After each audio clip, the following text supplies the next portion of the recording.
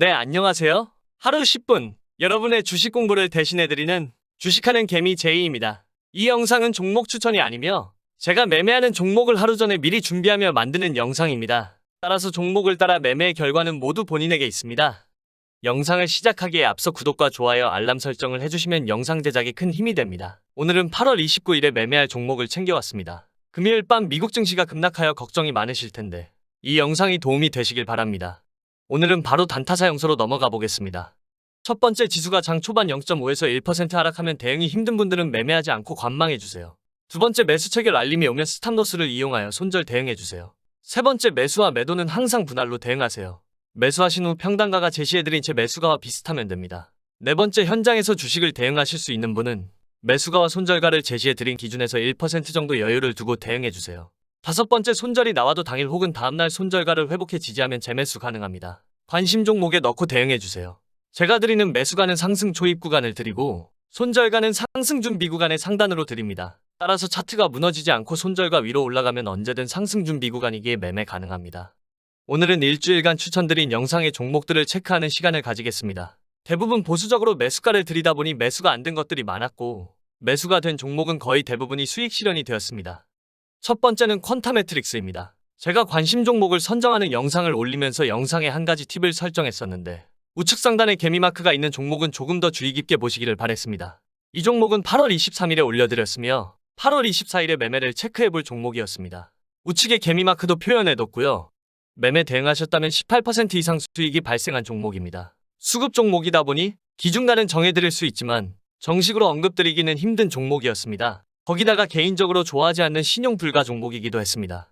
두 번째는 대주산업입니다. 대주산업 역시 눌림목 매매를 하기 위해 언급드린 종목이고요. 사실 눌림목 매매라는 것은 손절가와 매수가만 잘 잡아둔다면 빠른 시간에 수익이 나오기 때문에 수익을 쌓기에 매우 적합하고 또 승률이 잘 나오는 매매 기법이라 자주 사용하고 언급드리고 있습니다. 차트 매매 영상을 참조하시면 도움이 되실 것 같네요.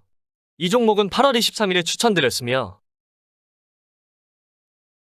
매수되고 나서 6% 이상 수익이 나오고 있습니다. 일단은 증시가 밀릴 상황이기에 익절을 최대한 해두시는 것을 추천드리고 해치 섹터로도 유효하지 않을까 생각하고 있습니다. 다음은 종목으로 보실 것은 SDN입니다. 이 종목 역시 최근에 자주자주 언급드렸던 종목이네요. 수급이 한번 제대로만 들어와 준다면 빼먹을 구간이 자주 나와서 한동안 자주 언급드리게 되는 것 같습니다. 8월 23일에 올려드린 종목으로 24일에 매매하셨다면 약 7% 정도 수익 구간에 들어서겠네요. 이 종목도 월요일에는 정리하시는 것을 추천드립니다. 1분 남겨서 전고점 돌파를 꼭 보고 싶었는데 증시 상황이 아쉽게도 도와주지 않네요. 마지막은 오랜만에 드렸던 스윙주입니다. 8월 16일에 처음 추천드렸으며 이날 대보마그네틱은 큰 상승이 나오고 DB하이텍은 점점 우하향했습니다. 이후에 영상에서 손절하지 마시고 44,000원대에서 추가 매수를 하시는 것을 추천드렸습니다. 이 종목은 저도 같이 매매를 진행했으며 현재 4% 이상 수익 구간에 있습니다. 월요일에 정리하고 나서 다시 한번 아래에서 받쳐봐도 좋을 듯합니다. 3분기 실적 기대감이 생긴 종목이니 좋은 가격에 매수하여 3분기까지 끌고 가봐야겠습니다. 딱 이제 상승을 제대로 시작할 타이밍에 증시가 안 받쳐주니 아쉽네요. 이전 추천 종목 정리는 얼추 끝냈으니 주말간 밤잠 못 이루게 한 나스닥 폭락에 관해 잠시 생각해보도록 하겠습니다. 금요일 새벽 파월 의장의 발언으로 다우지수가 3% 큰 하락을 보였습니다. 이게 국내 증시에 어떤 영향을 줄지 한번 생각해봐야 합니다. 다만 아직은 큰 걱정하며 전량 손절할 부분은 아니라고 생각합니다. 그 이유는 이렇게 추세선을 그려보았을 때 3%가 하락을 했지만 당장에는 추세 이탈까지의 자리는 아니라는 것입니다. 월요일, 화요일 중에 금요일에 나온 정대 음봉을 어떤 식으로 회복해주는지가 관건이 될 것입니다. 나스닥 역시 마찬가지의 흐름이 나왔습니다. 아직 추세적인 여유가 조금 있는 편입니다. 다만 꼬리 없는 장대 음봉이기 때문에 제가 그어둔 선 정도까지는 추가적인 하락은 나올 것으로 판단하고 있습니다. 그럼 우리 증시는 어떨까요? 야간 선물 지수를 보게 되면 시초부터 마이너스 1.8% 정도 하락 출발이 예상됩니다. 대략 2430포인트까지는 빠지고 시작한다는 말인데 이전에 올려드린 코스피 지수 차트를 참고해서 보게 되면 2430포인트까지 빠진 코스피 지수가 추세적으로 본다면 2400포인트를 두드리러 갈 확률이 큽니다.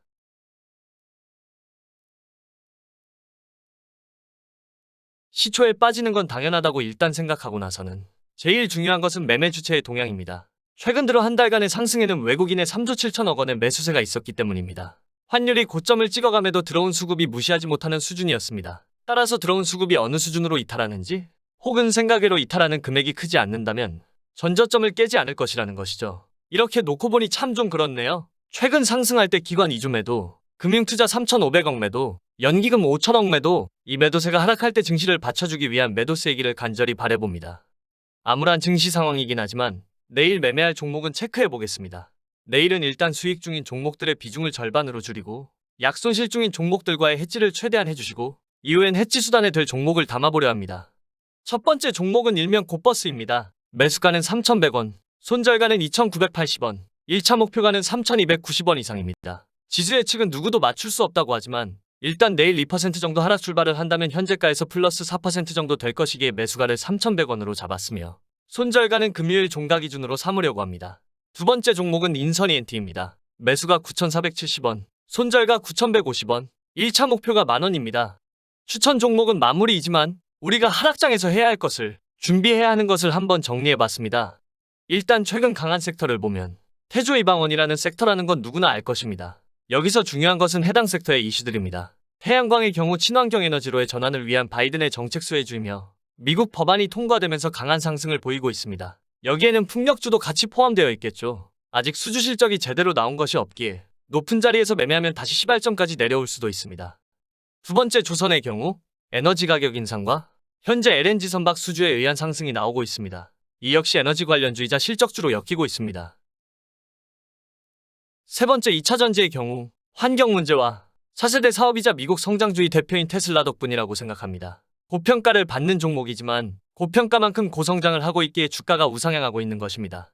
네 번째 방산의 경우 폴란드 8조 원 수주, 이집트 K2 전차 7,700억 계약 체결 등의 큰 호재로 인한 상승이 나오고 있습니다.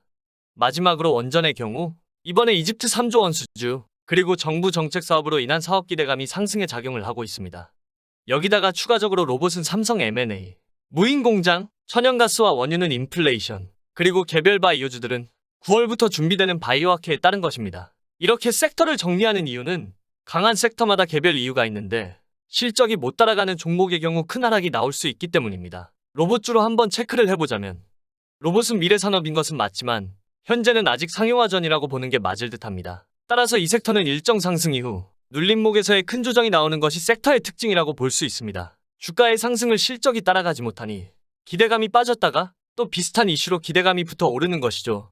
눌린다면 제가 그어둔 선까지 빠질 수 있다는 걸 언제든 염두에 두고 손절을 꼭 지켜가면서 매매하시거나 바닥에서 매매하시는 걸 좋아하시는 분은 에브리봇의 경우 첫 번째 파란 줄인 25,000원대까지 기다렸다가 매수하는 것이 유효합니다. 제대로 된 수주나 계약이 나온다면 현재 박스권 상단인 5만원을 뚫고 올라가 주길 바라면서요. 태조이방원에서 제 생각을 정리해보자면 태양광의 경우 미국 법안이 통과되었으나 수주 계약이 제대로 나오지 않고 있으므로 크게 눌려서 주가가 바닥 부근까지 빠지면 매매하시거나 짧게 매매하는 것이 좋고 조선, 방산, 원전은 현재 계약이 진행되는 게 가시적이니 상승 탄력이 깨질 때까지 쭉 들고 가는 게 좋을 듯합니다. 따라서 저는 이번 증시가 하락을 한다면 바닥 구간에서 원전과 태양광을 매집해볼까 합니다. 원전은 수주 공시 대비해서 주가 상승을 시작 못한 채 이번 하락을 맞이하는 것이 매수 이유입니다. 여기까지 시청해주셔서 감사합니다. 오늘의 공부와 종목은 모두 끝났습니다. 영상을 시청해주셔서 감사합니다. 마지막으로 구독자님께서 댓글로 올려주신 박셀바이오 종목을 개인적인 분석을 해보겠습니다. 보유하신 분만 참고하셔서 보시면 좋을 듯합니다. 먼저 박셀바이오의 지지 이후 상승세를 하나의 장대 양봉으로 표현하고 지금의 하락을 장대 음봉으로 표현해보면 장대 양봉의 중심선을 이탈하는 것을 볼 수 있습니다. 아직은 이탈폭이 크지 않지만 1차적으로 반등이 나올 자리였던 86,600원 부근에서 일부 반등이 나온 이후 다시 하락이 심화되었기에 현재는 상승보다 하락에 초점을 두는 것이 합리적이라고 생각합니다. 따라서 손절을 할 수 있는 구간이라면 손절하는 게 가장 현명한 판단으로 보이며 조금 더 긴 흐름을 보기 위해 주봉을 확인해보아도 장대 음봉이 전주의 양대 양봉을 먹는 흐름이 나오고 있기 때문에 7만원까지 하락은 나올 것으로 보입니다. 그 하락폭은 약 10% 이상이겠네요. 수급적인 측면을 보아도 공매도 비중이 늘고 있고 외국인의 수급 이탈이 나오고 있습니다. 만약 여기서 기관이 8월 24일에 산 3만 주가량이 나오게 되면 7만원대는 내려온다고 보는 게 맞을 듯하며 다음 반등 구간은 68,000원 정도로 보입니다. 따라서 현재 가격대인 77,000원을 이탈한다면 손절하는 게 좋을 듯하고 다음 구간은 68,000원대이고 이 가격대를 이탈하게 된다면 6만원대도 위험한 자리이기에 신규 매수를 한다고 할 때는 수급 여부에 따라서 상승세로 돌아선 후 매수해도 늦지 않을 듯합니다. 결론적으로 아무리 여유를 주고 잡는다 해도 74,000원은 절대 이탈해서는 안 될 자리라고 생각합니다. 이탈하면 갭 상승한 가격을 채우기 위한 하락세 때문에라도 64,000원까지 내려갈 수 있습니다. 오늘 영상은 여기까지 하겠습니다. 제 영상의 성격상 증시가 안 좋을 땐 매매할 종목을 딱히 올리지 않습니다. 좋을 때만 매매해도 늦지 않으니까요. 따라서 증시가 회복세를 보일 때 좋은 종목으로 찾아뵙겠습니다. 이제 9월에 뵐 듯한데 9월도 주식하는 개미 제이와 함께 해주시면 감사하겠습니다. 시청해주셔서 감사합니다.